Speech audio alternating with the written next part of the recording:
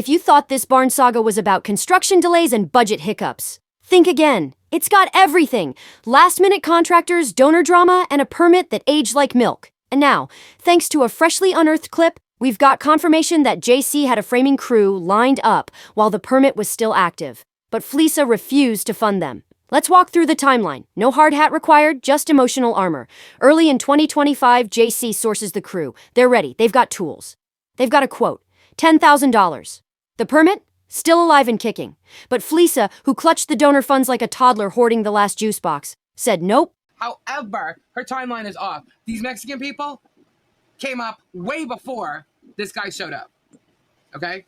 Way before the Islander showed up. So her timeline is completely off there. So there it is. JC's crew was ready. The barn could have been built, but Fleesa said no. Then came the panic. My Islander friend, guys, this guy wasn't my friend. If you guys listen to me, this guy came up because she was coming at me that she had 3 days because her permit was going to expire. And I'm like, excuse me, what?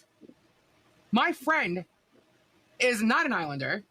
With just 3 days left on the permit clock, Fleesa suddenly phones a friend, her Islander buddy, like she's dialing into Who Wants to Build a Barn in 72 Hours. No prep, no plan, just vibes and a ticking timer. She basically tried to speedrun a construction project. Like, it was a TikTok challenge. Day 1, find guy. Day 2, frame barn. Day 3, blame LP. Let's be clear. JC had the crew. The quote was reasonable. The permit was valid. Fleesa had the funds. And still, she said no. The barn stalled. Volunteers vanished. Materials sat like sad props in a failed DIY pilot. And LP's daughter?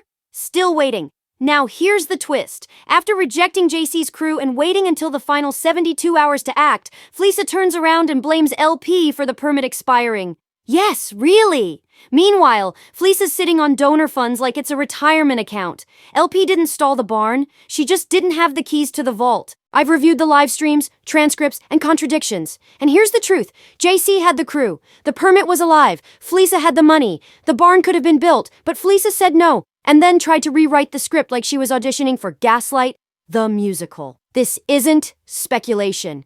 This is timeline confirmed, quote-anchored canon. And the Gaslight? It's flickering like a haunted lantern in a barn that never got finished. Stay tuned, because the barn might be empty, but the drama sure isn't. Tizzy out.